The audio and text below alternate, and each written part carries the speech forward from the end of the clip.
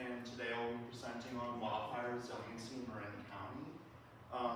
I want to take a minute really quickly to say that I have done a lot of research on my own in the past, and what this presentation reflects isn't necessarily what EAC stands by, but I hope that we can get there one day. So, do I? Okay, awesome. So, wildfire in California, just a background, it's a completely natural process that occurs in the state, but it's exceeded its natural limits. It's necessary for ecosystems, but because of climate change and human influence, it has exceeded what is natural.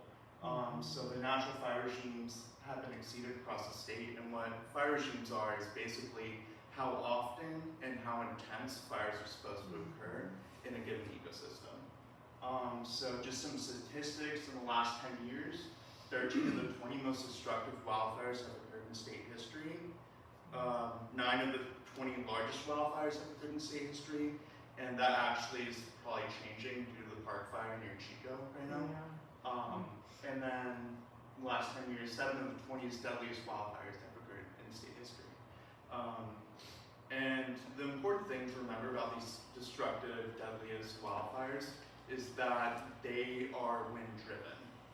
So that's something I'll touch on later, but that's an important point to make. Next slide, please. So EAC's involvement in wildfire resiliency. We are part of the Fire and Environmental Resilience Network, FERN, along with Audubon, the Marine Conservation League, and Marin Chapter of the California Native Plant Society. In 2020, we supported Measure C, which was passed by the voters, and it's a tax measure to fund wildfire prevention and preparedness efforts. The goal of EAC is to ultimately protect biodiversity and native habitat, but also protect our local communities with regard to wildfire resiliency. And EAC participates in wildfire resiliency projects through our board member, Jerry Merrill. Next slide, please. So Measure C. It was passed, like I said, it was passed in 2020 by the Marin County voters to fund proactive state-of-the-art wildfire prevention and preparedness efforts. It approved a tax to all parcels of real property in Marin County within the defined boundaries of the member taxing entities. It started in 2020 and 2021, and it lasts about 10 years. And it levies up to 10 cents per building square foot, or $75 per multifamily unit, and it provides $19.3 million annually for these preparedness efforts. Measure C created a multi-jurisdictional agency, the Marin Wildfire Prevention Agency, or MWPA, to implement services including vegetation management, wildfire detection, evacuation plans and alerts, grants, public education, defensible space and fire-resistant structure evaluations, and local and specific wildfire prevention efforts. And this measure will be back on the ballot in 2026. Slide. So I have some proposed amendments to Measure C. First and foremost, it would be to use the funds to prioritize home hardening and retrofitting projects over vegetation management projects to effectively protect lives, property, and communities. The second one is to prohibit statements of overriding consideration under CEQA for MWPA's projects regarding environmental impacts. And the third is to require full mitigation efforts along with mitigation monitoring in the language of Measure C for environmental impacts for the projects. So the first one is to prioritize home hardening and retrofitting projects over vegetation management projects. This might be a little controversial, but there is an inefficacy of vegetation management projects, which includes fuel breaks and ecological restoration or forest health projects. There's a cost-effectiveness effectiveness issue. So it's do these projects basically protect homes and communities and lives from wildfire? Also, there are irreparable impacts on biodiversity and natural resources. And one of these main things that the inefficacy of these projects has to do with is the wildfire size and intensity. It's the wind, it's not the vegetation. So home ignitions are typically caused by wind-driven embers and flammable construction materials, not driven flames. So vegetation management. It involves the use of many methods to reduce the surface area of vegetation, including prescribed burns, mechanical treatments, including heavy machinery, manual treatments, including hand tools such as chainsaws, herbicide application, and prescribed herbivoring. There are variations which include fuel breaks, which are shaded and non-shaded, and ecological restoration of forest health projects. It ultimately depletes native habitat. Once these management projects are started, they have to be continued on a regular basis to maintain that state of the environment. And it follows the fire mosaic hypothesis, which is basically the older and denser the vegetation, the higher the probability it has to burn. It's the belief that fire probabilities are strongly controlled by age and spatial patterns of vegetation. Ultimately, this hypothesis is false. It ignores the natural fire regimes, native plants' adaptiveness to wildfire, and the role of extreme winds in generating the worst of wildfires. Next slide, please. So with the inefficacy of vegetation management, this is from a study from Keeley and Sifford in 2019, and they said, quote, in short, extreme winds dominated the behavior of these fires, and there is little evidence that anomalous heavy wildland fuel loads were a determining factor in the ultimate size of these fires. It is doubtful that landscape-level fuel treatments will play much of a role in controlling the size of large wind-driven fires. And the fires that this includes is the Tubbs Fire in 2017, the Cedar Fire in 2003, the Witch Fire, the Thomas Fire, the Woolsey Fire, and the Camp Fire in 2018, which was the most destructive and deadliest wildfire in state history. Next slide, please. I just wonder what picture that is. Oh, yes, picture, that was of, no. Sorry. Oh, no. Sorry. I have to go back. Okay. Yeah, so this is a coffee park. This is with the Tubbs Fire. Yeah. Next slide, please. So, this is Paradise, California. And I just wanted to point out, as you can see, all the homes are decimated. The trees are still standing. Most of the trees aren't burnt to any extent. Well, a lot of them didn't make it. A lot of them didn't make it, but it's not like they went up in flames. The homes did. Next slide, please. So, fuel breaks. Fuel breaks are between 100 and 300 feet wide on ridge lines, either shaded or non-shaded, and they're not designed to passively stop or slow the spread of wildfire, especially when they're wind-driven. And this was admitted by CAL FIRE in their program description of their vegetation treatment program, also by Sifford, Keeley, and Brennan in 2011, amongst other studies. They are helpful in providing a vantage point for wildland firefighters during suppression efforts for non-wind-driven wildfires only. And however, despite the vantage points, most fuel breaks are never intersected by wildfire at all, which kind of constitutes an unnecessary degradation of the natural environment. Next slide, please. Sorry, I don't know what's It's okay. Here. So this is from a study from Sifford, Keeley, and Brennan in 2011. Despite the large amount of new fuel break construction, the results of the study show that many fires never actually intersect fuel breaks, and large areas of fuel breaks never intersect fire. Also, the forest that had the highest density and area of fuel breaks did not have the highest overall effectiveness of fuel breaks, suggesting that treating more area alone does not necessarily increase the safety of the region. And this comes from an analysis over a span of 28 years that accounted for 641 fires that occurred within the boundaries of 4 California national forests. And those 641 fires, only 23% ever intersected the fuel rate. Next slide, please.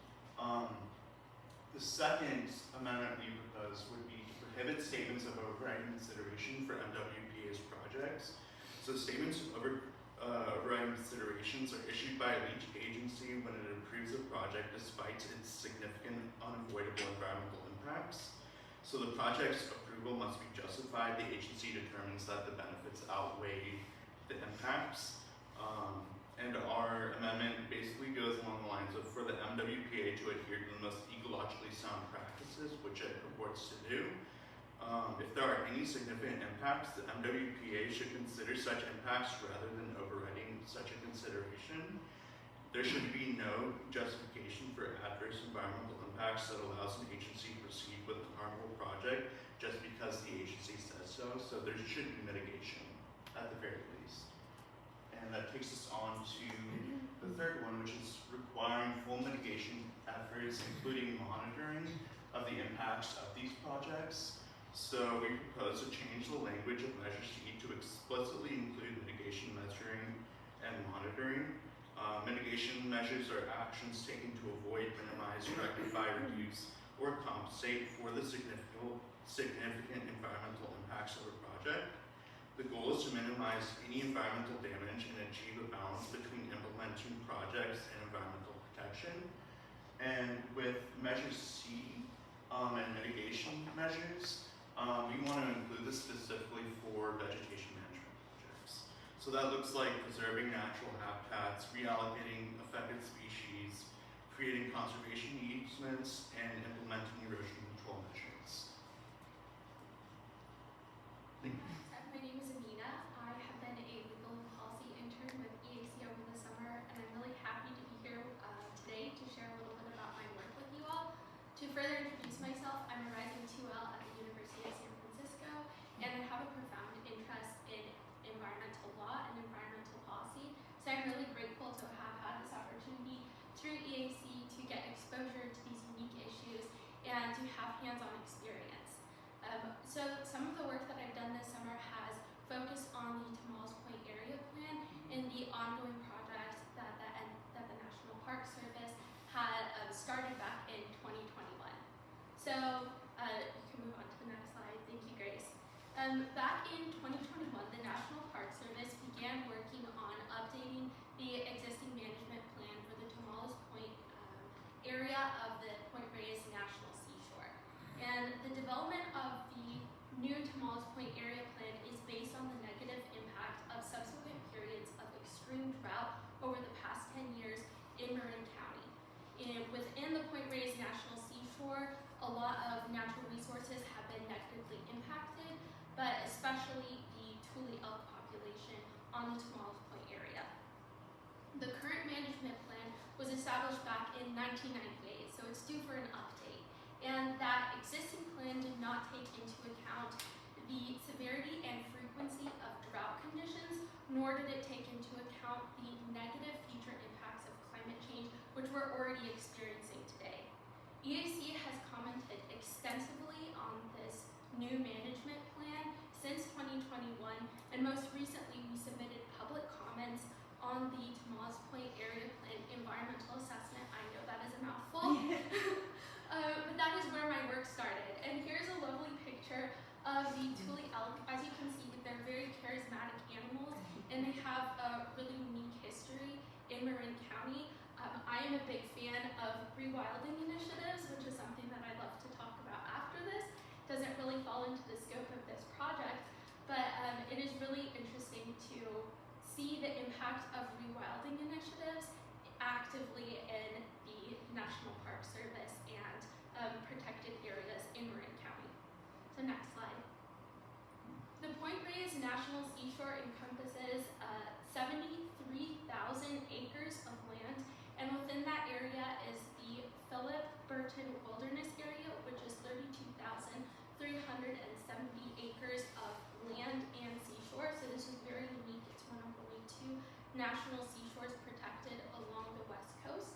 And specifically, the Tomales Point Area Plan focuses on the planning area, which is 2,900 acres on Tomales Point. So this is everything north of the elk fence and along the elk fence. And the lands in the seashore are the historic territory of the Federated Indians of the Greater Manchuria. I hope I did not butcher that name, but it is a federally recognized Indian tribe and also a sovereign nation, which is something that is important to consider.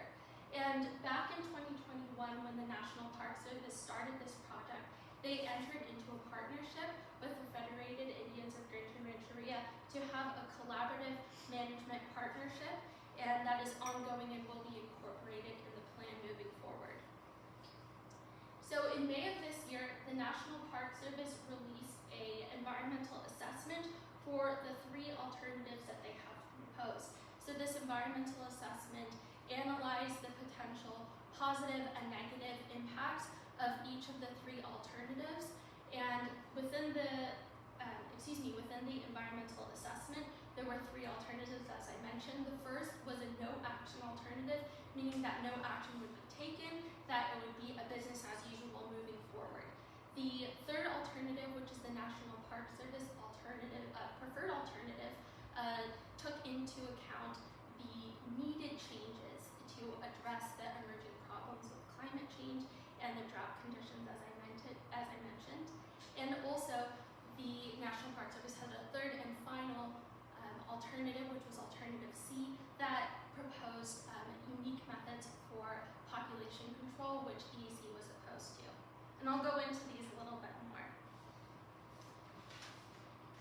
So you can go to the next slide. Thank you, Grace. So EAC takes a variety of approaches to environmental issues.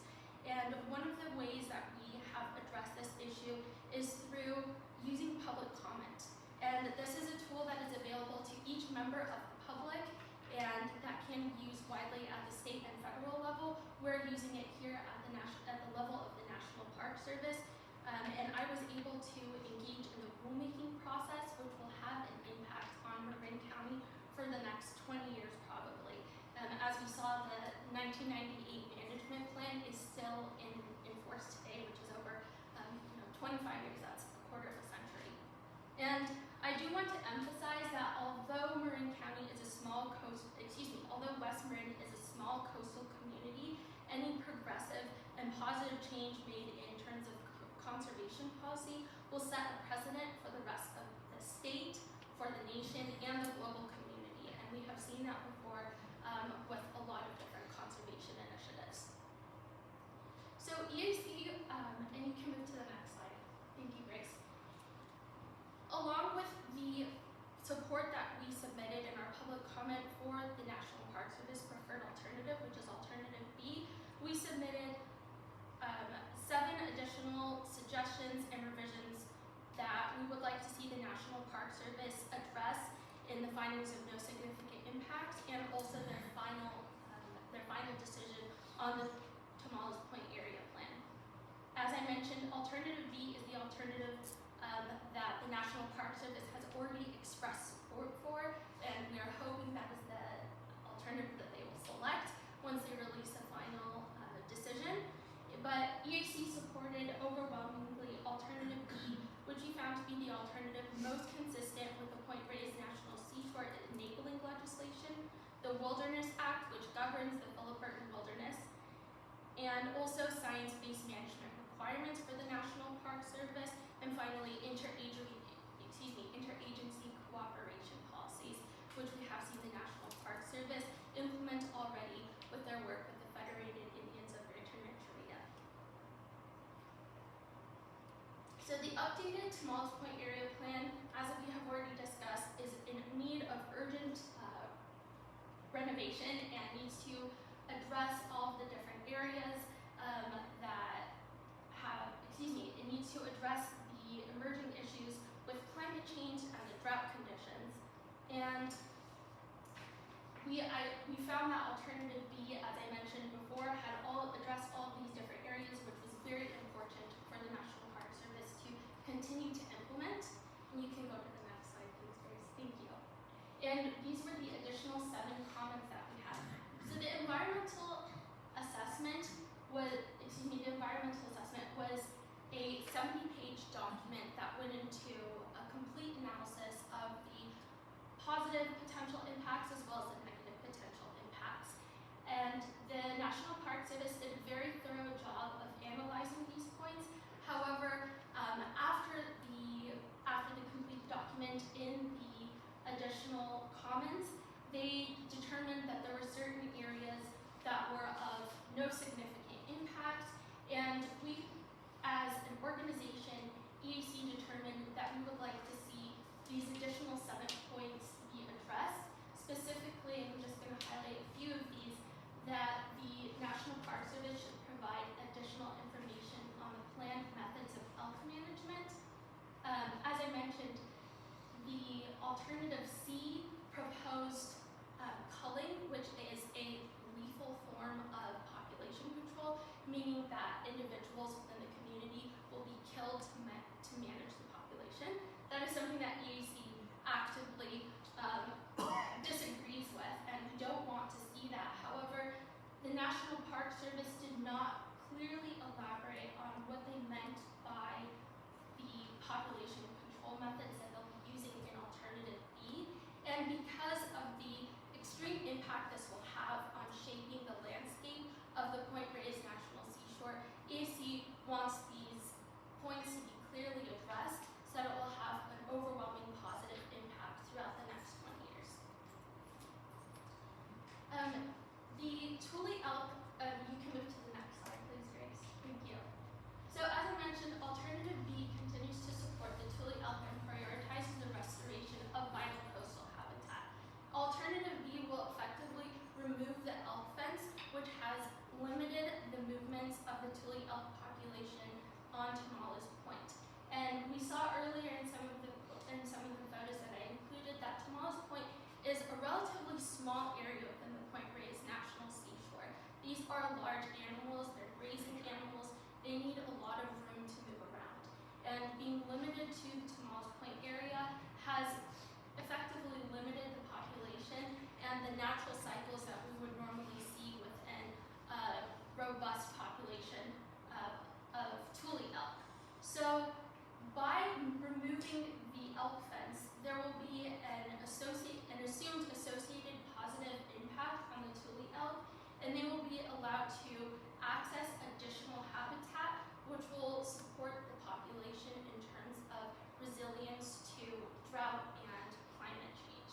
And this will, one of the important points I want to mention is that with a population being restricted geographically, they have been limited in terms of the natural cycles and most specifically reproduction. When a population is isolated, the gene pool within that population becomes very inbred, which means that there's a lack of gene diversity.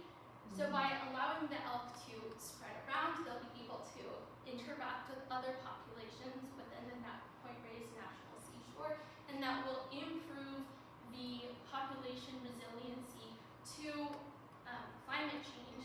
And this means that the population will hopefully be able to continue to grow and have a positive impact within the Point Reyes National Seashore.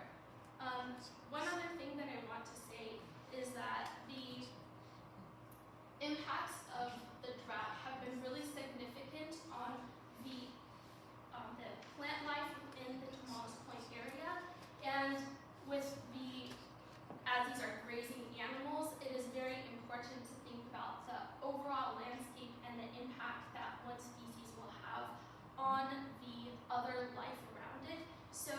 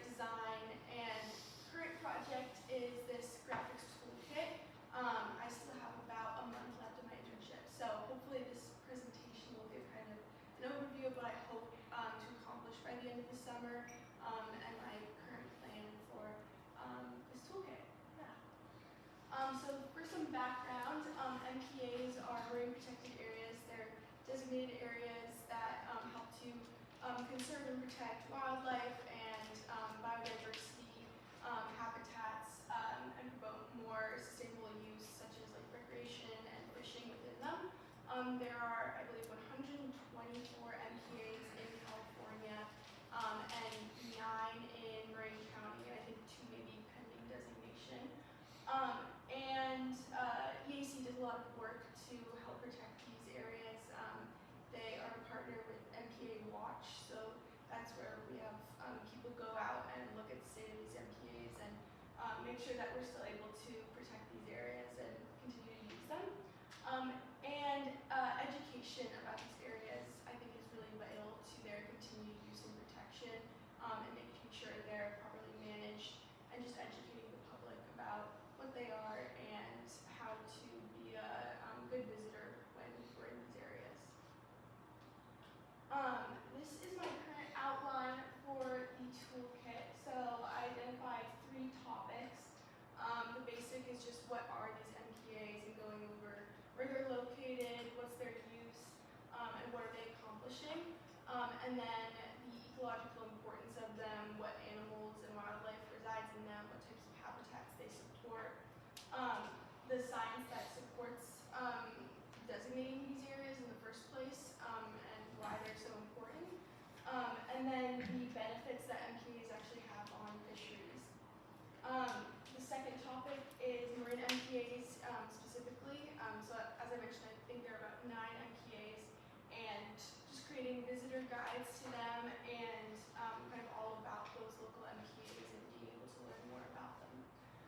And then the third topic is specifically on Marin MPA Watch and kind of promoting joining MPA Watch, what that looks like in Marin, the data from the last couple of years, and the Duxbury Docents program is another area I'd like to promote. So my method has been compiling information on these MPAs. I'm currently in the process of doing mock-ups right now. I use Procreate, which is a digital drawing tool, and Canva, which is a graphic design tool. Per topic, I'm planning on about 2 to 5 infographics, and 2 to 3 more artistic designs for use on posters, social media, website, and merchandise.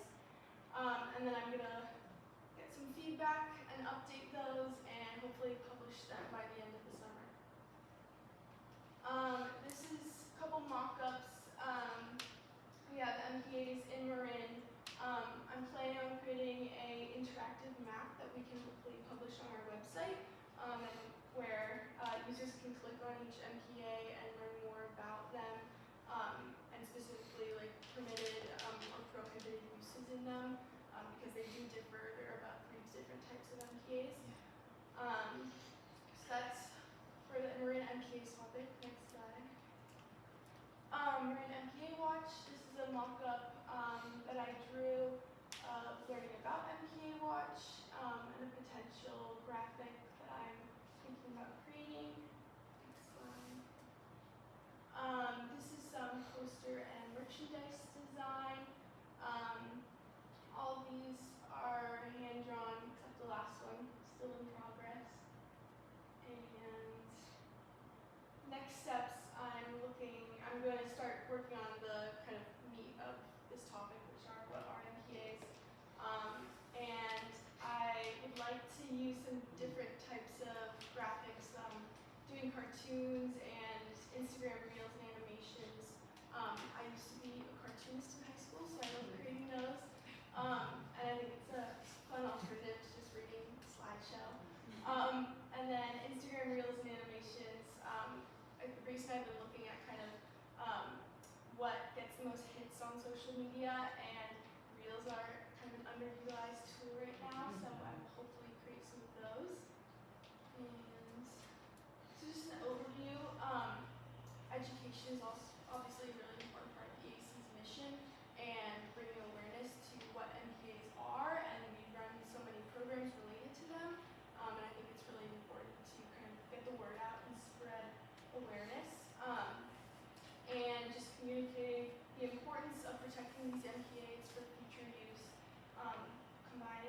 analytics and information, and I think that, education is really about good storytelling, and I love just using art to kind of educate the public, and it's a really accessible medium, and working as a social media intern, I've kind of seen like drawing in younger crowds on social media, and I think a lot of us here know about this stuff, but just the general public has no idea what an MPA is. They're probably visiting these MPAs, have no idea that they're even in them in the first place, and it's fun, and it's for people of all ages and all backgrounds. So, yeah. Yeah, so thanks for coming out. My capstone project is going to be, I guess, like two-pronged. Half of it is on the our Marin MPA Watch mid-year report, which I'll go into in a little bit, and the other half is going to be a project proposal for the MPA monitoring program. And I guess a little bit about me before we start. Like Ashley said, I'm studying at the University of Pennsylvania. I'm going to be a third year this year, and I'm studying environmental policy and application, as well as communication. I'm really interested in climate change, especially climate change communication, climate change solutions. I grew up in Marin, and so, EAC's mission of, protecting Marin, Marin's like wildlife is really important to me, so yeah, I guess we can get started. So yeah, like I said, it's going to be split into two halves. The first is going to be talking about a report analyzing usage of Marin County's marine protected areas within the first half of 2024. And the second half is going to be a proposal for a high school volunteer outreach program to grow our volunteer base. So I guess a little bit of a refresher on the California MPA Watch program. It's a community science program in which volunteers are trained to collect community science data on people's coastal and marine resource use within marine protected areas. This data helps inform MPA management, including enforcement, and supports the California Department of Fish and Wildlife, and EAC leads the Marin MPA Watch program. So, we go out this summer as the coastal advocate intern. I've been, I guess, like leading these trainings, and we, at our 4 MPA sites, which is Duxbury Reef, Limantour Beach, Drake's Beach, and Corte Madera Marsh. We train these volunteers on how to collect this data that monitors, all the different things that people are doing in these marine protected areas. Are they committing like violations of the rules? Are they recreating? Are they, I don't know, are there fishing like operations going on? So yeah. So each year, EAC submits 2 reports to the MPA Watch, like the statewide MPA Watch network, one mid-year report and one at the end of the year. And so the mid-year report is an analysis of data collected between January 1st and June 30th of this year at Marin County's 4 MPA Watch sites, which, as I said, were Limantour, Drake's, Duxbury Reef, and Corte Madera Marsh. And this year, I was asked to complete the mid-year report as part of my capstone project. So some key insights from the report, going like site by site. Next slide, please. I think first we have Duxbury Reef. Next slide, please. So from January 1st through June 30th, volunteers collected 30 surveys at Duxbury Reef. 963 activities were observed at Drake's Beach at a rate of 29.2 activities per mile surveyed, which is, I guess, our metric of collecting data on like the density of activities, rather than doing it based off the number of like surveys, which could skew, I guess, like the proportion aspect. Surveying the number of activities per mile kind of gives like a better, more accurate insight. And we saw a 55% increase from 2023's use rate of 18.8. Duxbury Reef generally experiences the highest use rate of all of the MPAs monitored by Marin MPA Watch by far, and there were 68 potential violations that were observed. This is a much greater incidence rate of violations than any other NPA survey site that we look after, with 2 potential violations observed across all other survey sites combined. So this is why I guess the Duxbury Docent program is kind of necessary. There's much higher visitation, people committing a lot more violations and doing things that could like potentially harm the ecosystem at a much higher rate just because it is so popular. So yeah, that's an insight from Duxbury Reed. Moving on, according to Darren Marsh, 33 surveys were conducted according to Darren Marsh, and 143 activities were observed at a rate of 4.6 activities per mile surveyed, which is pretty much the same as 2023's use rate of 4.5. According to Darren Marsh, has the second lowest use rate of all the NPAs that we monitored, and no potential violations were observed according to Darren Marsh. So yeah, moving on, we have Point Reyes State Marine Reserve, and this is interesting because the way that I guess the NPA designations geographically are created are like different from like the access points and therefore like where we did our trainings. So like at Limantour Beach, like the very end of Limantour Beach, the northwest end is in Point Reyes State Marine Reserve, as is like the eastern end of Drake's Beach. So it's like a little bit of a weird overlap. But yeah, I guess moving on, 13 surveys were conducted here in this period. We had 54 activities at a rate of 6.3 activities per mile surveyed, which is a 47% increase from 2023. Experienced the third lowest, or I guess third highest use rate of the NPAs monitored by Marin NPA Watch in this period, and 2 potential violations were observed. And it's important to note that during this time, beach access from Drake's Beach was closed until March 31st due to elephant seal pupping. So I guess this kind of, I don't know, it's important to keep that in mind as we like draw conclusions from this data.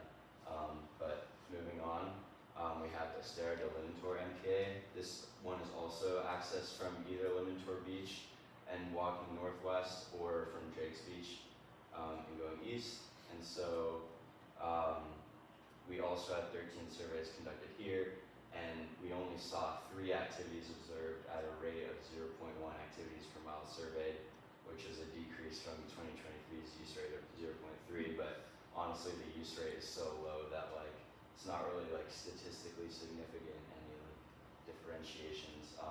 But we hardly see anyone like coming here. It's like very remote. You have to walk pretty far coming from Drake's or Limantour Beach to get to this NPA. So it had by far the lowest use rate. No violations were observed, and again, beach access at Drake's Beach was closed until March 31st, so that definitely impacts the data. Moving on, we have the Limantour Beach control site. We still monitor it because it's useful to compare the data from this site to the other 2 NPAs that also like overlap with Limantour Beach, and it's also where the I guess like the entrance to the beach is, so like it's convenient to monitor it because volunteers have to walk through this part of the beach anyways. But it's not actually within an NPA, and therefore consumptive uses like fishing from shore or offshore fishing are allowable within the appropriate season and licenses. And so we had 11 surveys conducted here.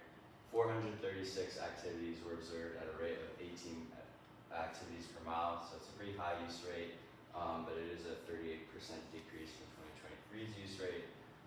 It experienced the second highest use rate of all the NPAs that we monitor, and no potential violations were observed because it's not an NPA, right? But given that, 7% of activities that were observed would be considered violations within an NPA. These are consumptive activities like onshore recreational fishing, offshore commercial fishing, even off-leash dogs are not allowed at most of our NPAs. So, yeah, I guess like some, okay.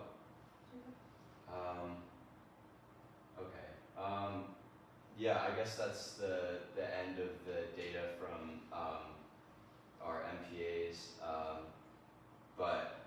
guess like moving forward, you know, we definitely do want to, I guess, like direct most of our attention towards like Duxbury Reef because that is where the most violations are occurring. Some of the things that we're doing to, I guess, like work towards that are trying to train more Duxbury docents and also like attack the issue from like other angles, such as like increasing the signage at Duxbury Reef to make like visitors more aware. We've been doing some tabling out there so that, you know, when people come in, they see us, they talk to us, they learn more about the reef and what's allowed and what isn't allowed, stuff like that. So yeah, moving on. Second half of this capstone project is the the MPA monitoring program action plan. And so a little background, leading these MPA watch trainings this summer, I guess the main demographic that we're seeing in terms of volunteers that come to these trainings is like elderly people, you know, retired people. They have a lot of free time, they care about this stuff, and that's great. We don't really see a lot of young people, but the young people that we do see are high schoolers. And this is really interesting because talking to them kind of demonstrated that a lot of high schoolers would be interested in conducting MPA watch surveys.